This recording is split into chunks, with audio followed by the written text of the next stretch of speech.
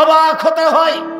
দল সংগঠন করে মানুষ এমন ভাবে পচে গেছে, এমন ভাবে বিবেচনা হারিয়ে গেছে, কেউ কারো বিরুদ্ধে ভালো মন্দ বিবেচনা করার চেষ্টা করে না, নির্দ্বিধায় বলে যাচ্ছে। মনে রাখবেন, যেই জিনিসে আপনার বিবেকের ক্ষতি করে সেই জিনিস থেকে আপনি বেঁচে থাকবেন। কোন জিনিস যদি আপনি বেশি ভালোবাসেন সে আপনাকে বোকা বানাবে, কথাই ঠিক। আপনি বেঁচে থাকার চেষ্টা করবেন। আবু হুরায়রা রাদিয়াল্লাহু তাআলা আনহু বলেন, রাসূল সাল্লাল্লাহু আলাইহি সাল্লাম বলেছেন, লা ইয়াদখুলুল জান্নাতা মান লা ইয়ামান জারুহু বাওয়াইকাহু। যে তার প্রতিবেশীকে কষ্ট দেয় সে জান্নাতে দুইটার একটা উঠে গেলে আরেকটা চলে যায়। এই কথা মুহাম্মদ সাল্লাল্লাহু আলাইহি সাল্লাম বলেন। আনাস রাদিয়াল্লাহু তাআলা আনহু বলেন, রাসূল সাল্লাল্লাহু আলাইহি সাল্লাম বলেছেন, ইন্নামা আদরাকা মিম্মা আদরাকা নাস মিন কালামিন নবুওয়াতি লুলা। সকল নবীর একটা বাক্য ছিল। দাউদ আলাইহিস সালামের বাক্য সেটাই ছিল, ইব্রাহিম আলাইহিস সালামের বাক্য সেটাই ছিল, আদম আলাইহিস সালামের বাক্য সেটাই ছিল, মুসা আলাইহিস সালামের বাক্য সেটাই ছিল, মুহাম্মদ সাল্লাল্লাহু আলাইহি সাল্লামের বাক্য সেটাই ছিল। ইজালাম তাস্তাহি ফাসনা মা শাইতা। লজ্জা করবে না যখন সব পাপ করতে পারো, তখন তুমি লজ্জা নেই যার সব পাপ আছে তার, লজ্জা নেই যার সব পাপ আছে তার, লজ্জা আছে যার পাপ নেই তার, বদনাম নেই তার, ধোঁকাবাজি নেই তার, প্রতারণা নেই তার, বিরোধিতা নেই তার, জেল হাজত জুলুম নির্যাতন নেই তার। লজ্জা দিয়ে ঈমান বাঁচাতে হবে, ঈমান দিয়ে জান্নাত বাঁচাতে হবে। সম্মানিত দিনী ভাই বোন, আমি আলোচনার শেষে চলে আসলাম। মনে হচ্ছে যেন আমাদের পরিচালক যে দায়িত্ব দিয়েছেন সেটা মনে হয় লম্বা হয়ে যাচ্ছে। যাক, ফিরে আসি। অত্র প্রতিষ্ঠান খুব কষ্টের মাধ্যমে আছে, মধ্যে আছে, যেটা আমরা বুঝতে পারলাম। আর আমি আব্দুর রাজ্জাক বিন ইউসুফ, আমাকে আপনাকে দান করার জন্য বলা হলো। আসলে তার ভালো ধারণাই ভালো যে আব্দুর রাজ্জাক সাহেব এত বড় জামিয়া সালাফিয়া চলে কি করে। প্রতি মাসে 32 লক্ষ বেতন লাগে, এবার জানুয়ারিতে গিয়ে আরো বেশি হয়ে যাবে, 35-40 লক্ষ মতো বেতন লাগবে। এক মাসে 32 থেকে 45 লক্ষ টাকা, 32 থেকে 35 লক্ষ টাকা বেতন লাগে, তো 2-1 টাকা নয়। এ দিয়ে আরো 2টা প্রতিষ্ঠান সারা বছর চলবে। এটা হয় কিভাবে?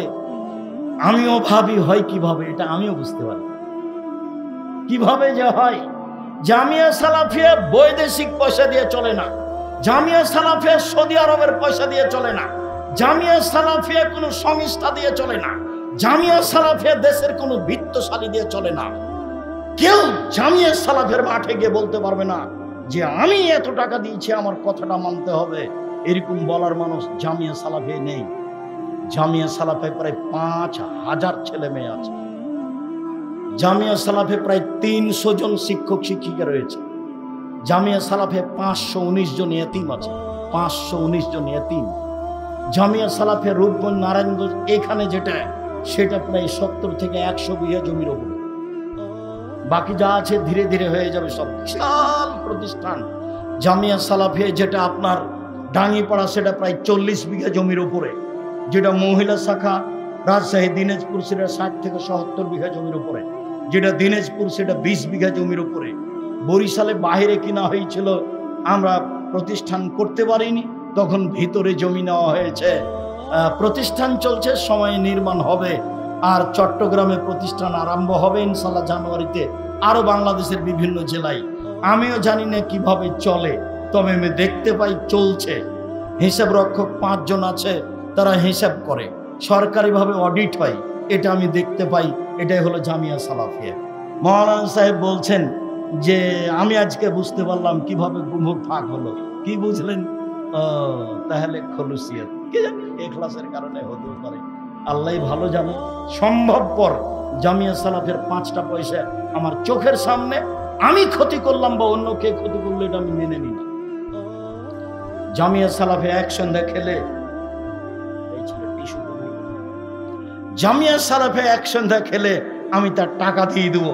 জামিয়া সালাফের সুবিধা আমি ভোগ করতে রাজি নই। জাতিকে বলেছি, জাতির যদি রাস্তাঘাট করে দিতে না পারি, জাতির যদি স্কুল কলেজ করে দিতে না পারি, জাতিকে চূড়ান্ত সঠিক ধর্ম দিতে পারবো ইনশাআল্লাহ, এই কথা বলেছি। সাথে সাথে জাতিকে বলেছি আমার বড় শান, এ দেশের মাটিতে উন্নত মানের প্রতিষ্ঠান গড়ে আমি এদেশের ছেলে মেয়েকে উন্নত মানের শিক্ষা দিয়ে জাতির অন্যায়ের বিরুদ্ধে লড়বো। মুখে কলমে মিডিয়ে লড়বো ইনশাআল্লাহ। জামিয়া সালাফে দেশের সর্ববৃহৎ প্রতিষ্ঠান, শিরক মুক্ত প্রতিষ্ঠান, বিদআত মুক্ত প্রতিষ্ঠান, দল মুক্ত প্রতিষ্ঠান, সংগঠন মুক্ত প্রতিষ্ঠান। এই প্রতিষ্ঠান জনাব আকরামুজ্জামান সাহেবের, এটা আমি বড় হওয়া ঐকান্তিক ভাবে কামনা করি। তুমি সর্বশক্তিমান, তুমি সবকিছু করতে পারো, তুমি পথঘাট সহজ করে দাও, তোমার দরবারে জোর দাবি। আমার দিনী ভাই বোনদেরকে বলছি, আপনারা আল্লাহকে বলেন আগে, আল্লাহ তুমি এর পথঘাট সহজ করে দাও, যাতে করে এই প্রতিষ্ঠান একটা ভালো পর্যায়ে দেশে যেতে পারে, এই ব্যবস্থা তুমি করে দাও, তুমি সর্বশক্তিমান। এরপরে আমি আপনাকে 10 টাকা হলো দিতে বলছি, 10,000 10 লক্ষ হলো দিতে বলছি, এতে একটা বরকত আছে। আমিও আপনাদের সাথে অংশগ্রহণ করছি। যখন আমি এই কথা বলি তখন আমি নিজেও অংশগ্রহণ করি। যারা আপনারা স্টেজে আছেন তারা আপনারা সবাই অংশগ্রহণে থাকবেন। সবাই 10 টাকা হোক, 50 টাকা হোক, 500 টাকা হোক, 1000 টাকা হোক, 10,000 টাকা হোক, 10 লক্ষ টাকা হোক, যারা বেশি দিবেন জনাব আকরামুজ্জামান সাহেবের সাথে কথা বলবেন। আর যারা এই ছেলে তোমরা মিডিয়ায় আছো, এরা কেউ তোমরা বাকি থাকবে না। তোমাদের কাছে যদি 10 টাকা না থাকে কারোর কাছে নিয়ে দিবা। রাসূল সাল্লাল্লাহু আলাইহি সাল্লাম বলেন, মা মিন ইয়াউমিন ইসবিহু আলা ইবনে আদম ইল্লা ইয়ানজিলানে ইল্লা মালাকানে ইয়ানজিলানে। প্রত্যেক দিন সকালে 2 জন ফেরেশতা নেমে আসেন আকাশ থেকে। একুল আহাদুহুমা, 2 জনের একজন বলে, আল্লাহুম্মা আতে লিকুল্লি মুনফিকিন খালাফা। আল্লাহ, যে যতটুকু দান করলো তুমি তার ততটুকু পূর্ণ করে দাও। ওয়াকাল আখার, অপর ফেরেশতা বলেন, আল্লাহুম্মা আতে লিকুল্লি মুমসিকিন খালাফা। যে যতটুকু দিল না তুমি তার ততটুকু ক্ষতি করে দাও।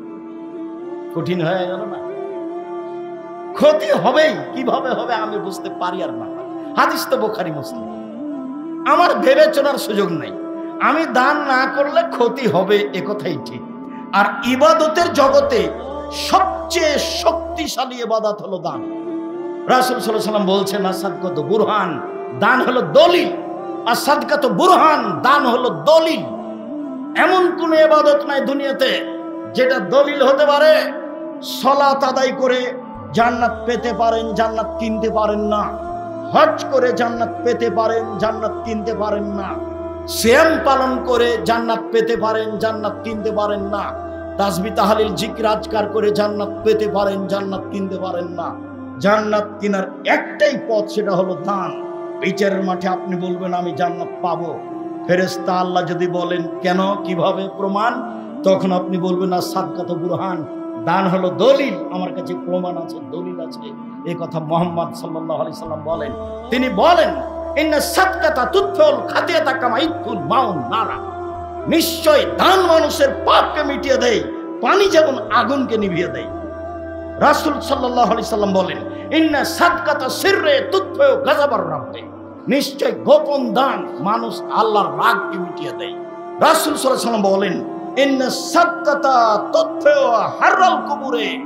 নিশ্চয় দান কবরের শাস্তিকে বন্ধ করে দেয়। যা রাজুলুন ইলা নবী সাল্লাল্লাহু আলাইহি সাল্লাম, একজন লোক আল্লাহ রাসূলের কাছে এসে বলছে, আল্লাহর নবী, কাদ মাতা ওয়া তারাকা মালান। আমার আব্বা মারা গেছেন, অনেক টাকা পয়সা ছেড়ে গেছেন। যখনই এসব হাদিস পড়ি তখনই ডক্টর জায়েদ জোহানির কথা আমার মনে পড়েন। ইনারা হচ্ছেন মদিনার মানুষ। ওহ আহলুল মদিনা হুয়া কামা হাকাদা। ইনারা এরকম মানুষ। একজন সাহাবী আসলেন, তো এনারা যেমন মদিনার মানুষ, এরকমই মদিনার কোন প্রান্ত থেকে মিনাইয়ে জেহাদিন খানা, যে কোনো জেহাদ থেকে হোক না কেন, একটা লোক এসে বলছেন, আল্লাহর নবী, কাদ মাতা, আমার আব্বা মারা গেছেন, ও তারা কামালান, টাকা পয়সা ছেড়ে গেছেন, বললাম ইসিনি, আমাকে কোনো উপদেশ দিয়ে যান। ইন আতাসাদ্দাক লাহু হাল ইকাফিরু সাইয়াতা। আমি যদি আমার বাপের জন্য দান করি তাহলে আমার বাপের পাপ মিটে যাবে কি? তাহলে নাম। আল্লাহ রাসূল বললেন হ্যাঁ। তখন তিনি ছোট পাপও বললেন না, বড় পাপও বললেন না, সাগিরাও বললেন না, কাবিরাও বললেন না, বললেন হ্যাঁ মিটে যাবে। অতএব দান এমন একটা জিনিস যে মরা মানুষের উপকার করতে পারে। যা রাজুলুন ইলা নবী সাল্লাল্লাহু আলাইহি সাল্লাম।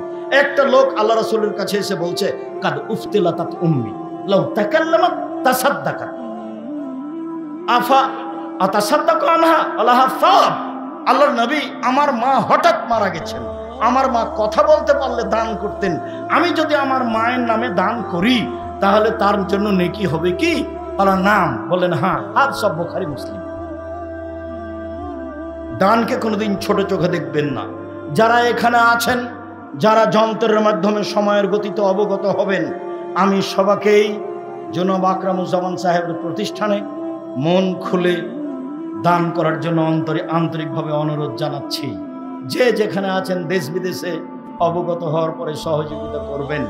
আমার পক্ষ থেকে সামান্যতম ঘাটতি দুর্বলতা কোনো কাজ করে না, সামান্যতম আমার দ্বিধা হয় না যে আমিও জামিয়া সালাফিয়া চালাই, আপনাকে 2 টাকা এখানে দেওয়ার জন্য বলছি, এটা আমার অন্তরে কোনো প্রতিক্রিয়া করে না। জামিয়া সালাফিয়া যেভাবে আল্লাহ কবুল করবেন সেভাবে হবেই। 2013 সালের 24 আগস্ট রোজ মঙ্গলবার সকাল 11টার সময় বলেছিলাম কাঁঠাল গাছের নিচে, আমার হাতে টাকা নেই কথা সত্য, এখানে প্রতিষ্ঠান গড়বে এই কথা সত্য, ইনশাল্লাহ গড়বেই গড়বে। কিভাবে গড়বে তা আমি জানি না, নিশ্চিত গড়বে, অবধারিত গড়বে, গড়বেই গড়বে ইনশাল্লাহ। শুধু খালি মহিলা শাখা 22 বিঘা জমির উপরে, এখানে যে শুধু খালি মহিলা শাখা 22 বিঘা জমির উপরে, বিশাল এরিয়া, একদিক থেকে একদিক 9 পয়েন্ট কম 1 কিলোমিটার। সব মিলে যাবেন দেখবেন, একদিক থেকে একদিন 9 পয়েন্ট কম 1 কিলোমিটার। তা এইটা শহরের মধ্যে, ঢাকা শহরের মধ্যে একটা গুরুত্বপূর্ণ প্রতিষ্ঠান। আমি আপনাদের জন্য আন্তরিকভাবে দোয়া করি। সবাই একটু মন খুলে বলবেন, আল্লাহ আকরামুজ্জামান বিন আব্দুল সালামের এই প্রতিষ্ঠান তুমি কবুল করো। এটা হলো আগে, তারপরে 10 টাকা দিবেন, তাতে বরকত আছে অনেক। আল্লাহ রাসূল বললেন, তাবুকের যুদ্ধে যাওয়ার সময় পরিস্থিতি খুব কঠিন, কারো হাতে টাকা পয়সা নেই, উমার কি দিবে? তো উমার বলছেন নিসফ মানি, আমার অর্থ সম্পদের অর্ধেক দিলাম। মনে মনে ভাবলেন আজকে আবু বকর সিদ্দিককে পরাজয় করব ইনশাআল্লাহ, অর্ধেক দিয়েছেন। আল্লাহ রাসূল বললেন আবু বকর সিদ্দিক, তখন আল্লাহ রাসূল বলছেন আল্লাহকে আর আপনাকে বাড়িতে রেখে সবই দিলাম, যা আছে সবই দিলাম। এমন বাক্য বললেন পৃথিবীর কোন মানুষ তার বাক্যকে ডিঙ্গিয়ে যেতে পারবে না। লাইসা আহাদুন ফিল আলাম, এমন কোন মানুষ নাই যেই মানুষের কথা কওলো আইয়ফেকো কওলা আবু বকর সিদ্দিক রাদিয়াল্লাহু, এমন ভাষা আবু বকর সিদ্দিক বললেন যেই ভাষার মুখামুখি হবে এরকম পৃথিবীতে আর কোনো বাক্য আসবে না। এবার বললেন উসমান রাদিয়াল্লাহু তাআলা, তখন উসমান রাদিয়াল্লাহু বললেন আল্লাহর নবী, যত মানুষ যাবে তাবুকের যুদ্ধে তার অর্ধেক মানুষের যাতায়াত খরচ, খাওয়া খরচ আমি দিব, তার নাম ধনী। এখন আর টাকা শেষ হবে না, বরকত হচ্ছে আবু বকর সিদ্দিকের টাকা দিয়ে, আর কাজ হচ্ছে উসমান রাদিয়াল্লাহু তাআলার টাকা দিয়ে। এবার উসমান রাদিয়াল্লাহু তাআলা যা দিয়েছেন তা আর শেষ হবে না। কোনটা দিয়ে বরকত যোগাচ্ছে বলেন তো? আবু বকর সিদ্দিকের টাকা দিয়ে। ভ্যান ভাড়াও হবে না, আবু বকর সিদ্দিক রাদিয়াল্লাহু তাআলা টাকা ভ্যান ভাড়াও হবে না, কিন্তু এরকম পর্যায়ে দিয়েছেন, এমন বাক্য বলেছেন যাতে আর বরকত শেষ হবে না।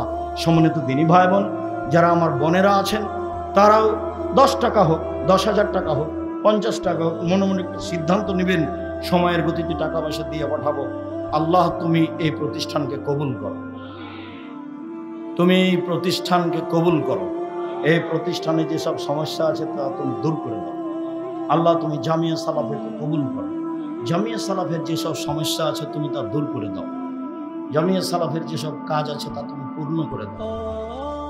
আমরা সাধারণ মানুষ গভীর রাতে তোমার দরবারে আকুল আবেদন জানাচ্ছি, তুমি আজিজ, তুমি গানি, তুমি কাবি, তুমি রহমান, তুমি রাহিম, তুমি সব কিছু করতে পারো।